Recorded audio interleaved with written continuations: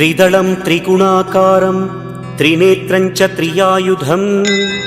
त्रिजन्म पापसंहारम् एकबिल्वं शिवार्पणम् त्रिशाखैः बिल्वपत्रैश्च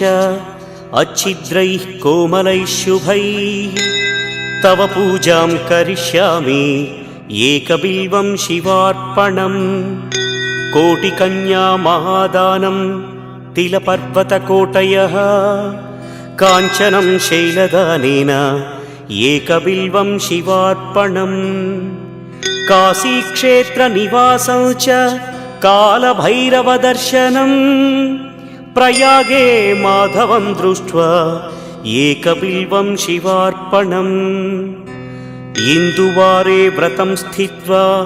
निराहारो महेश्वर नक्तं हौष्यामि देवेश एकबिल्वम्